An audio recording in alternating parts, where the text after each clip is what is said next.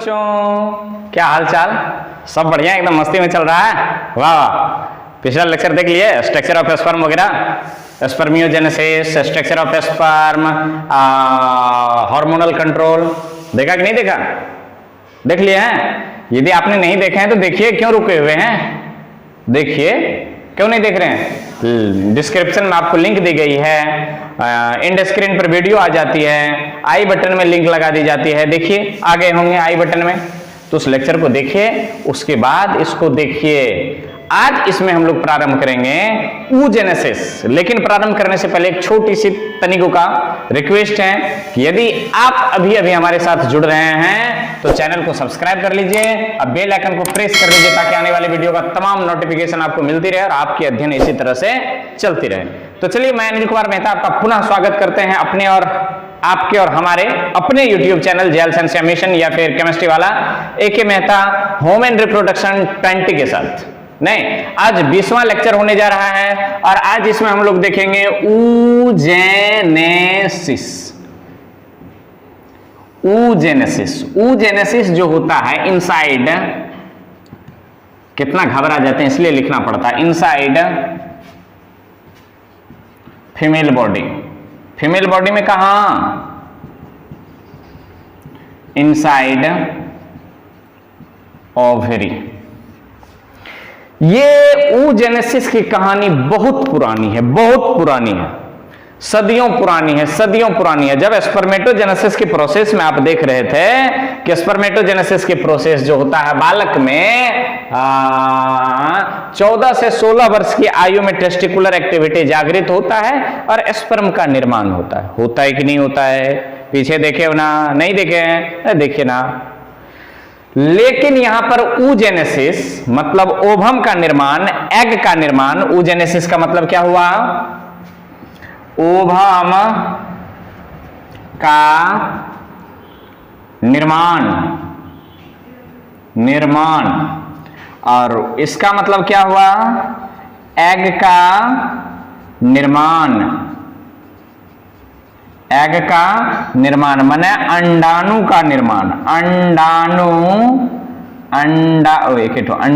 का निर्माण, इसको अंडाणु जनन कहते हैं। हम लोग शुक्राणु जनन देखे हैं, अंडाणु जनन कहते हैं। तो इसमें हम कुछ आपको पिछले लेक्चर में कुछ बोले थे कि भैया कमेंट करके बताना कि आपको बोल करके लिखाते हैं तो कोई परेशानी तो नहीं होती है। तो यदि परेशानी नहीं होती है तो बताइए कि हाँ बोल करके ही लिखाइए, तो मैं बोल करके लिखाऊंगा। तो इससे क्या होगा? हमारा और आपका समय बचेगा। आपको भी बार बार मोबाइल के स्क्रीन पर देखना नहीं पड़ेगा, टीवी के स्क्रीन पर देखना नहीं पड़ेगा। बस कान में हेडफोन लगाए हुए हैं या शांतिपूर्वक कमरे में बंद हैं, आप सुन रहे हैं और कॉपी पर लिख रहे हैं। यदि आप बोल करके नहीं सुन करके नहीं लिखते हैं तो आपको बार बार क्या करना पड़ता है?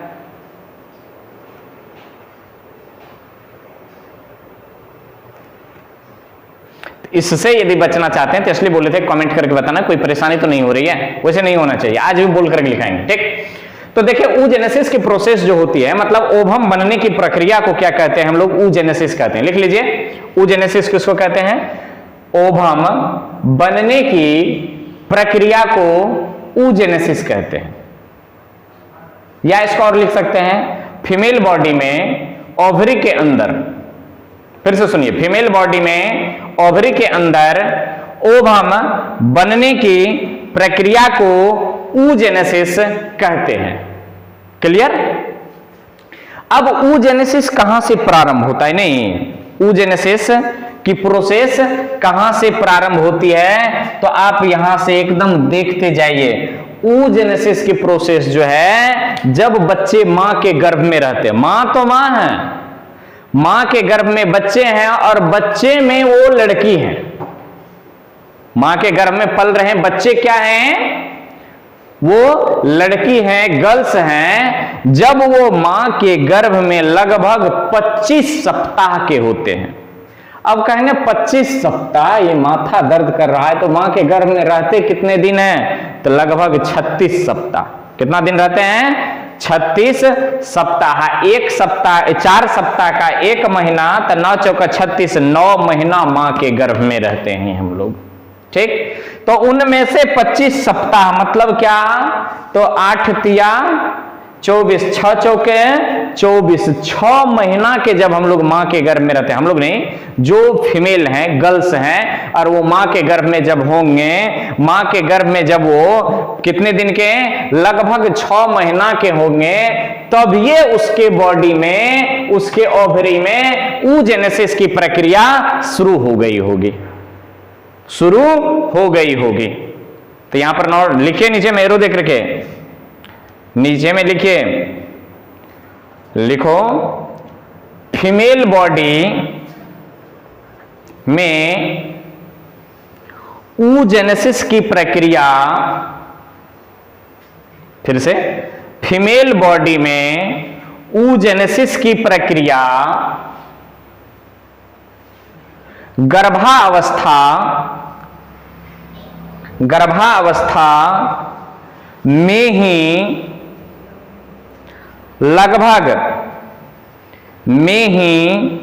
लगभग 25 सप्ताह, लगभग 25 सप्ताह, लगभग 25 सप्ताह में, लगभग 25 सप्ताह में नहीं के, लगभग 25 सप्ताह के भ्रूण के ओवरी में प्रारंभ हो जाती है। एक बार फिर, फीमेल बॉडी में गर्भावस्था में ही लगभग 25 सप्ताह के भ्रूण के ओवरी में क्या प्रारंभ हो जाती है, oogenesis की प्रक्रिया प्रारंभ हो जाती है। तो मेन बात क्या है, 25 वीक, कितना सप्ताह, 25 सप्ताह। जब लड़की है, मान लिया जाए कि नीलम एक लड़की है, वो अपनी मां के गर्भ में थी, जब वो अपनी मां के गर्भ में कितने दिन रही, नीलम कितने दिन अपने मां के गर्भ में रही, तो 25 सप्ताह रही, सॉरी 36 सप्ताह रही।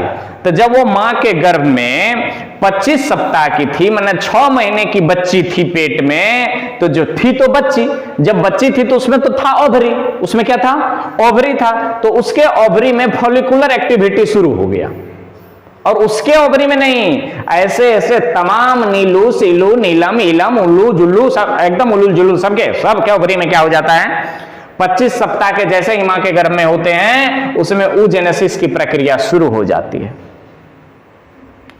और लगभग 45 से 60 हजार फॉलिकल्स, कितना, 45 से 60 हजार फॉलिकल्स एकदम तैयार हो जाते हैं। तो क्या लिखे हैं, गर्भावस्था, नेक्स्ट पॉइंट में, गर्भावस्था में ही भ्रूण के ओवरी में, भ्रूण के ओवरी में 45 से 60 हजार, 45 से 60 हजार फॉलिकल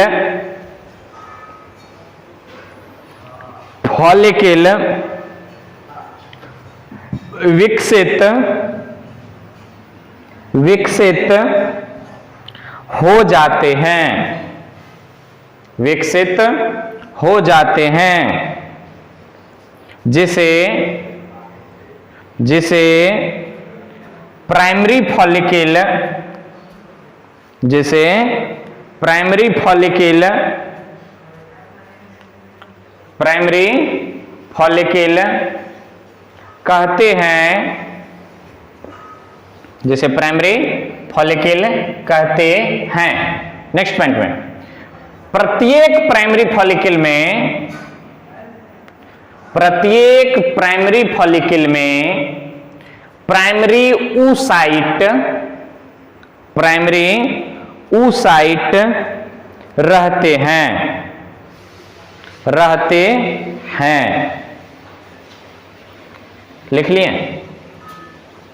नेक्स्ट पॉइंट में, फॉलिकल के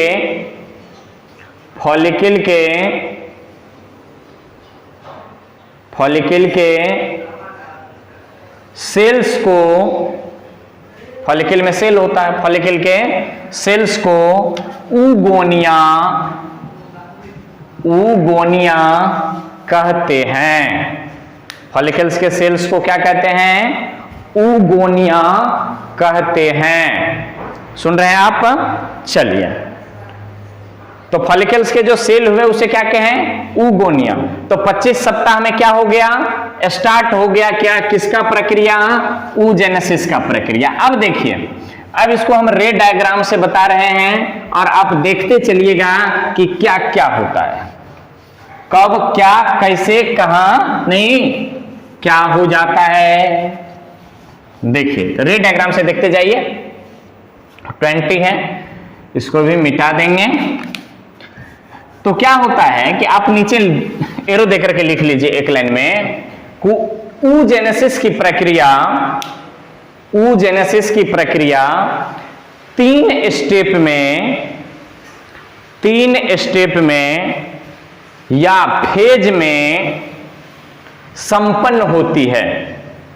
3 स्टेप में या फेज में संपन्न होती है।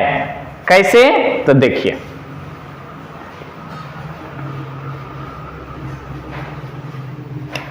तो पहला फेज क्या होगा? Multiplication phase. दूसरा क्या होगा? ग्रोथ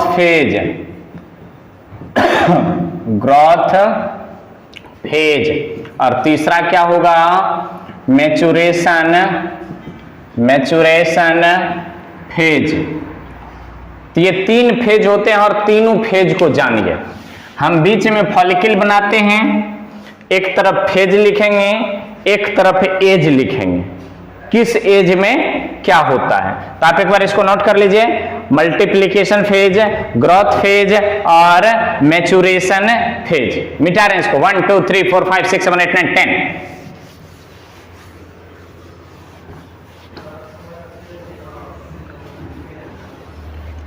इस तरफ लिखेंगे हम फेज, इस तरफ लिखेंगे फेज और इस तरफ लिखेंगे एज।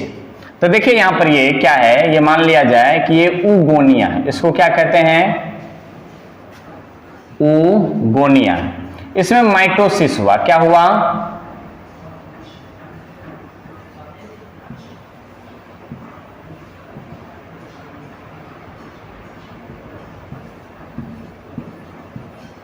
माइटोसिस हुआ।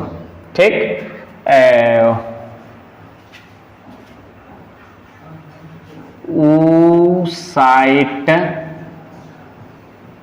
oocyte मदर सेल है या जर्मिनल लेयर है? क्या है? जर्मिनल। इसको थोड़ा लिखते हैं, जर्म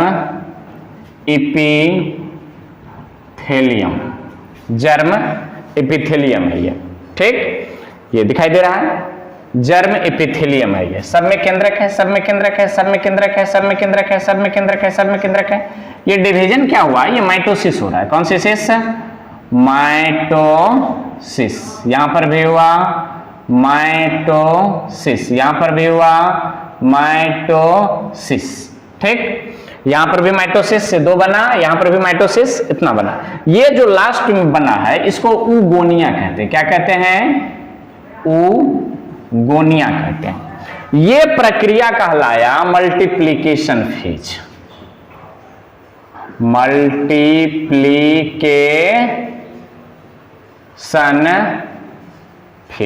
मल्टीप्लिकेशन फेज कहलाया ये ऊगोनिया की जो संख्या होती है ये लगभग 45,000 से 60,000 की संख्या होती है इसकी। इतने ऊगोनिया होते हैं फीमेल बॉडी में। ये चला किस एज में? तो ये जो है माने भ्रूण अवस्था में, भ्रूण अवस्था में, माने 25 वीक के बाद, जन्म से पहले। बच्ची जन्म नहीं ली है, लड़कियां जन्म नहीं ली हैं, पर उसमें oogonia बन के तैयार है। अब इनमें से एक को लेकर के चलते हैं, इनमें से किसी एक को लेकर के चलते हैं। ये अपने आकार को क्या कर लेता है, बड़ा कर लेता है। क्या कर लिया, अपने आकार को बड़ा कर लिया। इसको क्या कहते हैं, oocyte कहते हैं। नाम देख लेते हैं, इसको क्या कहते हैं ग्रोथ फेज में, इसको oocyte कहते हैं। चलिए, ओवम मदर सेल, oogonia हो गया, प्राइमरी oocyte, सेकेंडरी oocyte। तो क्या कहेंगे इसको, इसको oocyte कहते हैं। Primary oocyte। ये कहानी कब हुई, ये कहानी, इसको कहते हैं कौन सी phase, growth phase. Growth phase. ये oogonia, ये एक ही oogonia नहीं, ये सारे के सारे oogonia क्या क्या पोषक पदार्थ एक्युमुलेट किया, संचित किया, लिया और कहां से कहां तक चल गया, ये थोड़े अपने आकार को बढ़ा लिया। इसके चारों तरफ फॉलिकल्स है जो हम मेंस्ट्रुअल साइकिल में चर्चा कर चुके हैं, ग्रेफियन फॉलिकल वगैरह। केवल हम oocyte की बात करते हैं। तो ये प्राइमरी oocyte है, इसके चारों ओर फॉलिकुलर सेल है। ठीक, ये किस एज में आता है, ये जन्म के बाद प्यूबर्टी तक में ऐसा होता है। प्यूबर्टी तक में ऐसा होता है, माने जन्म के बाद ये बढ़ना शुरू होता है, बढ़ने शुरू होता है। और जब तक वो किस में अवस्था में आते हैं, वयस्क के अवस्था में आते हैं। वयस्क का मतलब कि जब तक में वो परिपक्व हो जाते हैं, माने युवती अवस्था में जवान हो जाते हैं, तब तक में उसका oocyte क्या रहता है, प्राइमरी oocyte होता है। ठीक, यहां मेंस्ट्रुएशन प्रारंभ के बाद ऐसा होता है, उसके बाद ऐसा ऐसा होता है ये सब। इसके बाद आता है ये, इसमें होता है मेचुरेशन डिवीजन। अब यहां पर होता है मियोसिस। मियोसिस फर्स्ट, तो एगो बनता है छोटा सा, एगो बनता है बड़ा सा सेल।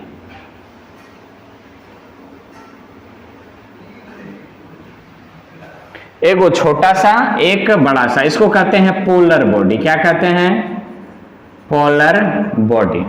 ये तो प्राइमरी oocyte, ये oocyte बना, oocyte, इसको कहते हैं primary oocyte।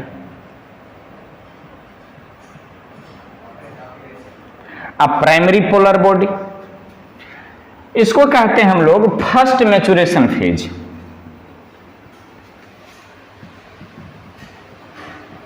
First maturation phase. ये क्या हुआ, सुनते जाइए, first maturation phase. First maturation phase में ही, मतलब प्राइमरी oocyte में ही, अब ये यही तो ओवम है, ये क्या हो जाता है, ओवुलेशन हो जाता है, रिलीज हो जाता है। बस प्राइमरी अभी तक आया है, प्राइमरी फर्स्ट मैच्योरेशन डिवीजन हुआ है। ये कब होता है, ये कब होता है, ओवुलेशन से पहले।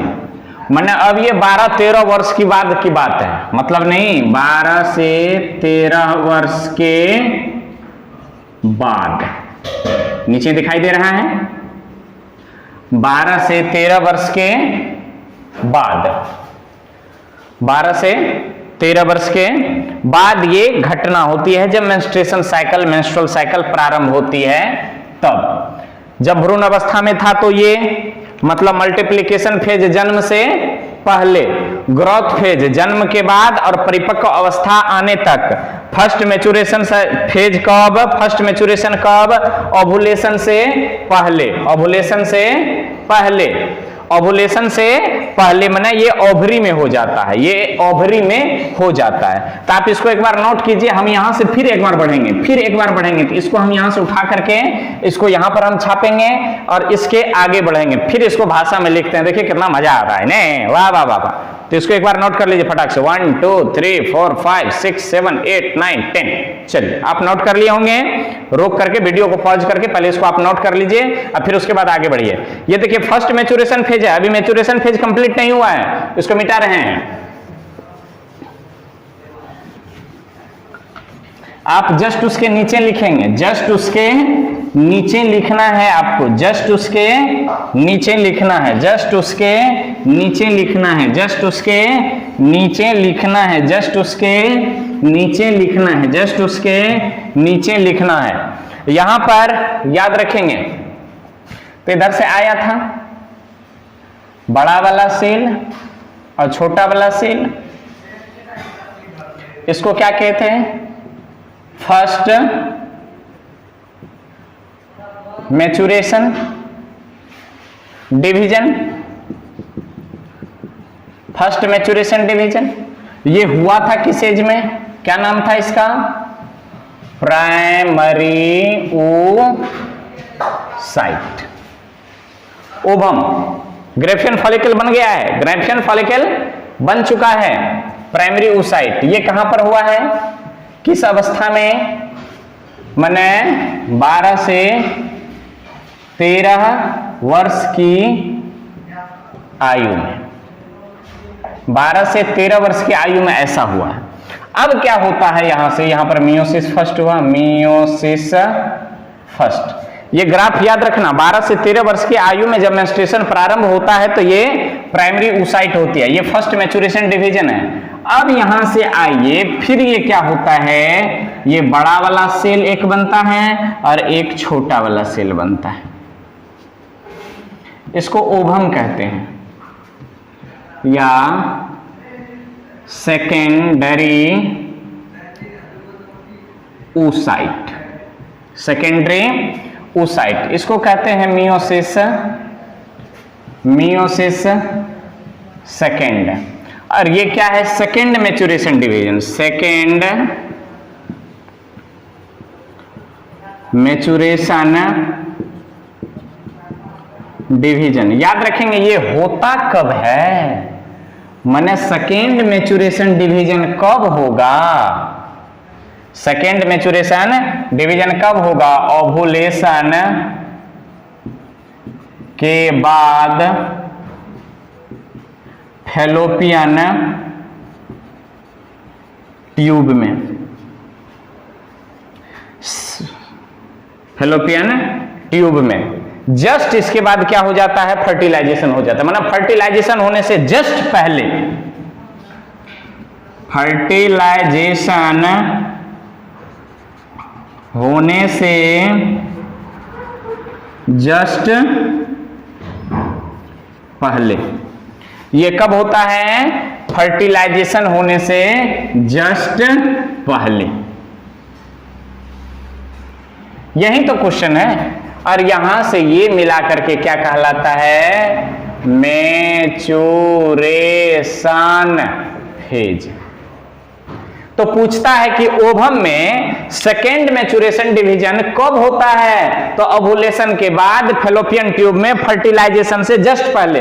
जैसे ही क्या होता है कि स्पर्म ओवम के संपर्क में आता है, अब होगा फर्टिलाइजेशन, तब होगा, तब जाकर के क्या होता है? सेकेंड मैच्योरेशन डिवीजन होता है।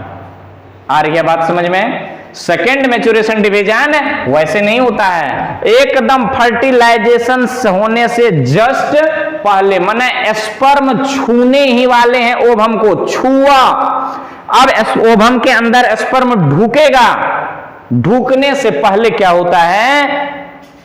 सेकेंड मैच्योरेशन डिवीजन होता है। तो ये आपको बताएं ओवुलेशन, सॉरी, oogenesis की प्रोसेस किस अवस्था में कौन सी प्रक्रिया होती है।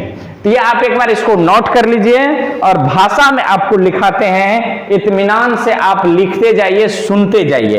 तो ये समझाएं कि किस अवस्था में कौन सी प्रक्रिया होती है और कौन कौन से हार्मोन्स योगदान लेते हैं, इसमें भाग लेते हैं, कौन से हार्मोन्स भाग लेते हैं। तो इसमें oogenesis के प्रोसेस में, तो फटाक से एक बार इसको नोट कर लीजिए, 1 2 3 4 5 6 7 8 9 10 ले लिए।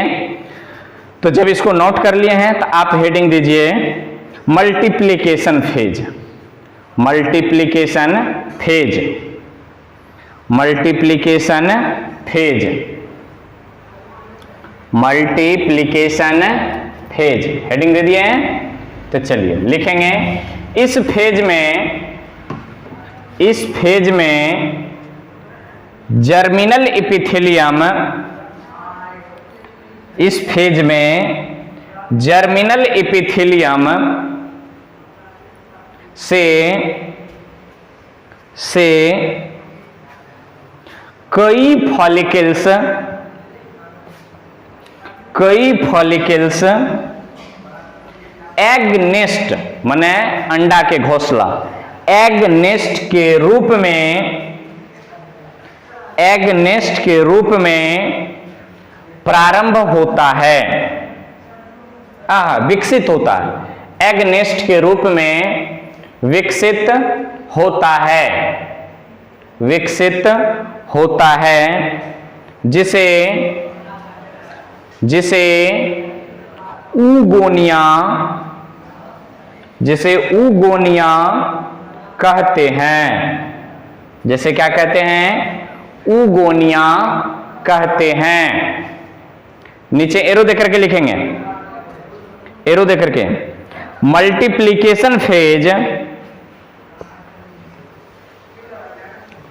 मल्टीप्लिकेशन फेज गर्भावस्था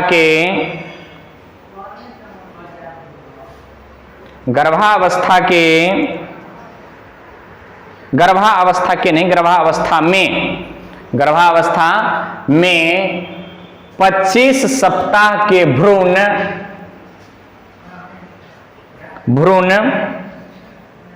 में प्रारंभ होता है तथा जन्म से पहले पूर्ण हो जाता है। माने कौन सी फेज, मल्टीप्लिकेशन फेज। भ्रूण में 25 सप्ताह में प्रारंभ होता है और कब खत्म हो जाती है, जन्म से पहले। ठीक, उसके बाद लिखिए ग्रोथ फेज, उसके बाद लिखेंगे दूसरा number growth phase, growth phase लिखो। यह अवस्था जन्म के बाद से परिपक्व प्यूबर्टी, परिपक्व कोष्ठ में लिखेंगे, परिपक्व कोष्ठ में लिखेंगे 10 से 12 वर्ष, परिपक्व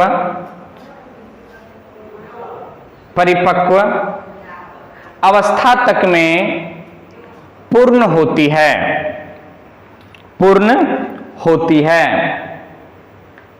नेक्स्ट पॉइंट में, इस अवस्था में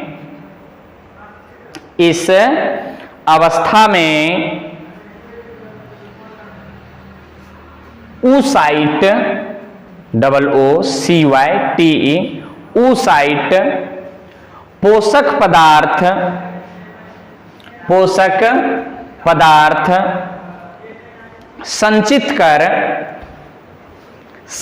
कर अपने आकार को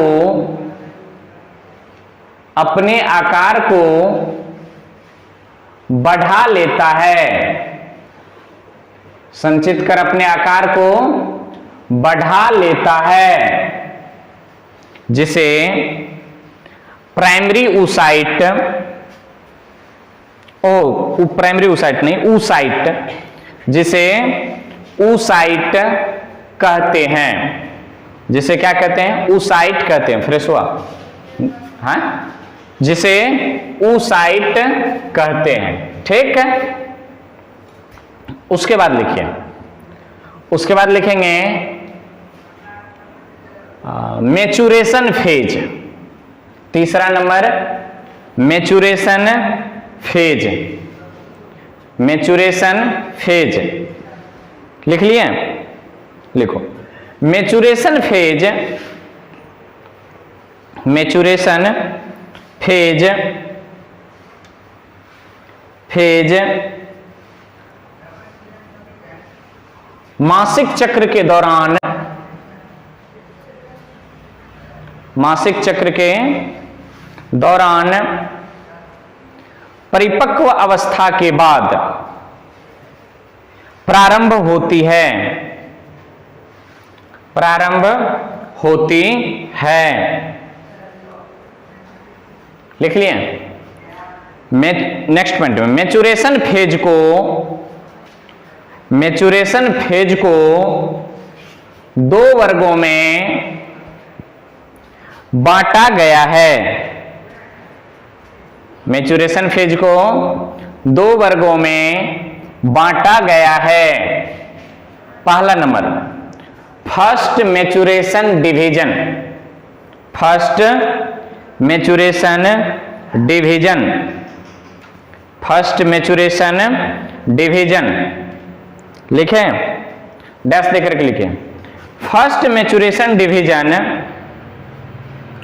फर्स्ट मैच्योरेशन डिवीजन में meiosis, meiosis first, meiosis first होता है, मियोसिस फर्स्ट होता है। फलस्वरूप, फलस्वरूप दो विषम आकृति, आकार, आकृति ने, दो विषम आकार वाले डॉटर सेल, डॉटर सेल बनता है, डॉटर सेल बनता है। लिख लिए? नेक्स्ट पॉइंट में बड़े आकार वाले daughter cell, haploid daughter cell, चूंकि मियोसिस हुआ है ना तो वहां हैप्लोइड लगा देंगे तो अच्छा होगा। बड़े आकार वाले हैप्लोइड डॉटर सेल, बड़े आकार वाले हैप्लोइड डॉटर सेल को प्राइमरी oocyte, प्राइमरी oocyte कहते हैं तथा छोटे आकार वाले, तथा छोटे आकार वाले डॉटर सेल को सेकेंडरी oocyte, छोटे आकार वाले डॉटर सेल को पोलर बॉडी, फिगर में भी लिखे होंगे, पोलर बॉडी कहते हैं, जो जो डीजेनरेट, डीजेनरेट हो जाता है, जो क्या हो जाता है? डीजेनरेट हो जाता है। नोट कर लिए? चलिए नेक्स्ट पॉइंट में एरो देकर के लिखेंगे। First maturation division, first maturation division ovulation से पहले, ओव्यूलेशन से पहले अर्थात ग्रेफियन फॉलिकल में हो जाता है, ग्रेफियन फॉलिकल में हो जाता है। लिख लिए? बी नंबर में लिखेंगे second maturation division, B number में सेकेंड मैच्योरेशन डिवीजन लिखेंगे। ओवम में या oocyte में सेकेंड मैच्योरेशन डिवीजन, इसको भी पोलर बॉडी कहते हैं, याद रखना। सेकेंड मैच्योरेशन डिवीजन ओव्यूलेशन के बाद, ओव्यूलेशन के बाद फर्टिलाइजेशन से जस्ट पहले, फर्टिलाइजेशन से जस्ट पहले, फर्टिलाइजेशन से जस्ट पहले स्पर्म के संपर्क में आने से, स्पर्म के संपर्क में आने से होता है, स्पर्म के संपर्क में आने से होता है। नेक्स्ट पॉइंट में second maturation division, second maturation division fallopian tube, fallopian tube में होता है। अब फैलोपियन ट्यूब में कहिए कहां पर, तो एम्पुला में फर्टिलाइजेशन होता है, तो सेकेंड मैच्योरेशन डिवीजन भी कहां होगा, एम्पुला में, तो फैलोपियन ट्यूब में होता है। याद रखना मोटा मोटी फैलोपियन ट्यूब के कहां पर, एम्पुला में। तो ये रही डिवीजन और एज संबंधित बात। अब कौन कौन से हार्मोन्स नियंत्रित करते हैं इसको, कौन कौन से हार्मोन्स नियंत्रित करते हैं इनको, तो वो देखिए हार्मोनल कंट्रोल। तो ये रही ओवुलेशन संबंधित कहानी। अब क्या कहेंगे, हार्मोनल कंट्रोल ऑफ oogenesis। तो हेडिंग लगाइए हार्मोनल कंट्रोल, ये भी पोलर बॉडी है, hormonal control of oogenesis, hormonal control of oogenesis, hormonal control of oogenesis, hormonal control of oogenesis। चार हार्मोन्स हैं, FSH, LH, 1 2 LH, 3 GnRH, 4 oestrogen, oestrogen, 5 progesterone की कोई योगदान नहीं है। एस्ट्रोजेन कितने हार्मोन्स, 4 हार्मोन्स। 4 हार्मोन्स में क्या क्या करता है सुन लीजिए, इसको अपने से नोट तैयार करेंगे। जब ये भ्रूण अवस्था में होता है, भ्रूण अवस्था में होता है, तब तक में इसके ब्रेन में टेला सेला टर्सिका एक गुहा बन चुके होते हैं। तो वहां से क्या होते हैं, हाइपोथैलेमस ग्लैंड से GnRH स्रावित होता है, माने गोनाडोट्रोपिन रिलीजिंग हार्मोन्स। याद कीजिए, गोनाडोट्रोपिन रिलीजिंग हार्मोन्स जैसे ही स्रावित होता है तो ये क्या करता है, पिट्यूटरी के एंटीरियर भाग को FSH स्रावित करने के लिए उत्तेजित करता है। फलस्वरूप पिट्यूटरी का एंटीरियर भाग FSH स्रावित करता है, जो फॉलिकल को स्टिमुलेट करता है। फॉलिकल को क्या करता है, स्टिमुलेट करता है, जिसको फॉलिकुलर स्टिमुलेटिंग हार्मोन्स भी कहते हैं। ये फॉलिकल्स को क्या कर देता है, स्टिमुलेट मींस उत्तेजित कर देता है। कौन, FSH। अब फॉलिकल का डेवलपमेंट शुरू हुआ, माने मैच्योरेशन फेज प्रारंभ। कब, तो मां के गर्भ में जब थे 25 सप्ताह के बच्चा, और वो बच्चा लड़की, तो उस लड़की के भ्रूण में फॉलिकुलर एक्टिविटी प्रारंभ। कब, तो जन्म माने फर्टिलाइजेशन से 25वां सप्ताह और जन्म से पहले ये कहानी शुरू हो गई। अब वो सुसुप्ता अवस्था में चल गया। क्या इसकी स्राव बंद हो गई, ना ना ना ना, ये स्रावित हो रहे हैं, फॉलिकल्स डेवलप हो रहा है, फॉलिकल्स विकसित हो रहा है। अब क्या हुआ, ग्रोथ फेज में गए, ग्रोथ फेज में और बढ़ने लगा कौन, FSH और ग्रोथ हार्मोन्स, और उसको बढ़ा रहा है, बढ़ा रहा है, बढ़ा रहा है। फॉलिकल्स का डेवलपमेंट हो रहा है, फॉलिकल्स का डेवलपमेंट हो रहा है, फॉलिकल्स का डेवलपमेंट हो रहा है। जैसे ही फॉलिकल सेल बना, तो उस फॉलिकल सेल से क्या स्रावित होना प्रारंभ हो गया, एस्ट्रोजेन। एस्ट्रोजेन स्रावित हुआ। एस्ट्रोजेन क्या किया कि फॉलिकल का भी डेवलपमेंट किया, और मेंस्ट्रुअल साइकिल के दौरान यूट्रस का भी डेवलपमेंट किया, मतलब उसके एंडोमेट्रियम का। जैसे ही मेंस्ट्रुअल साइकिल के 14वें दिन पहुंचे, LH स्रावित हुआ।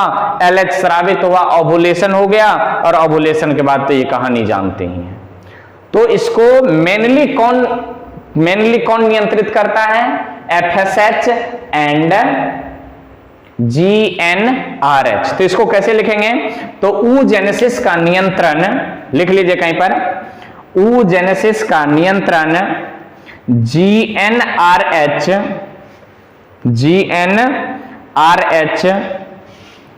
तथा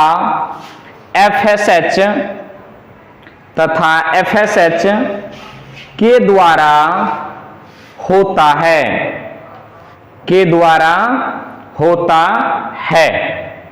ठीक, और इनके विशेष हार्मोनल योगदान देख लीजिए, इसके जो विशेष हार्मोनल योगदान है, जो मासिक चक्र में हार्मोनल योगदान है, वही इसके योगदान है। वही जो मासिक चक्र में जो जो हार्मोन्स हैं, वो सारे के सारे हार्मोन्स oogenesis की प्रक्रिया को क्या करता है, नियंत्रित करता है। तो बात आई समझ में? तो वहां से कुछ लिख लेंगे, कुछ यहां से भी लिख लेंगे, नहीं भी लिखेंगे तो चलेगा, वहां पर भी है। यदि पूछ दिया कि oogenesis प्रोसेस में कौन कौन से हार्मोन्स हैं, तो मासिक चक्र में जो जो हार्मोन्स आया, वो सारे के सारे हार्मोन्स किस में आ जाएगा, oogenesis में आ जाएगा। अब यहां पर नोट में लिखेंगे, क्या लिखेंगे, नोट में, ह्यूमन ओवम में, ह्यूमन माने मानव, मानव के फीमेल जो होते हैं, ह्यूमन ओवम में यॉक, YOL के यॉक, अभी समझाते हैं, यॉक नहीं होता है, यॉक नहीं होता है। चलिए बता रहे हैं, क्या आपने मुर्गा का अंडा खाए हैं कभी? मैंने तो नहीं खाया। क्या आपने खाया है? खाए होंगे। मैंने मुर्गी का अंडा खाया नहीं।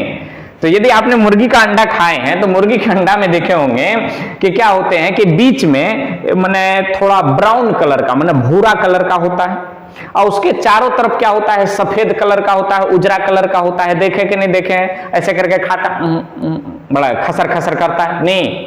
तो वो जो उजरा कलर का है, सफेद कलर का, उसको यॉक कहते हैं। यॉक का माने पोषक पदार्थ। किसका, कौन से पदार्थ है? पोषक पदार्थ। पहले आपने नोट में लिख लिया ना कि ह्यूमन एग में या ओवम में यॉक नहीं होता है। तो क्या बताएं यॉक क्या है, समझ रहे हैं? मुर्गी के अंडा, अंडा के बीच में ब्राउन कलर का केंद्रक, बॉयल एग देखिए, चारों तरफ से सफेद कलर का ढका हुआ पोषक पदार्थ, तो उसको कहते हैं यॉक। उसको क्या कहते हैं? यॉक। तो मानव के अंडा में यॉक नहीं होता है। ठीक, दूसरा नंबर देखिए, दूसरा नोट नंबर 2, ह्यूमन ओवम में सेंट्रियोल नहीं होता है। याद रखना, ह्यूमन ओवम में सेंट्रियोल नहीं होता है। लिखिए, ह्यूमन ओवम में सेंट्रियोल नहीं होता है। याद कीजिए, जब स्पर्म में पढ़ रहे थे ना, तो वहां पर भी लिखे थे कि सेंट्रियोल ओवम में नहीं होता। और सेंट्रियोल करता क्या है? तो कोशिका का जो विभाजन होता है, कोशिका का जो विभाजन हो रहा है, वो विभाजन करने वाला जो फैक्टर है, वो कौन है? सेंट्रियोल है।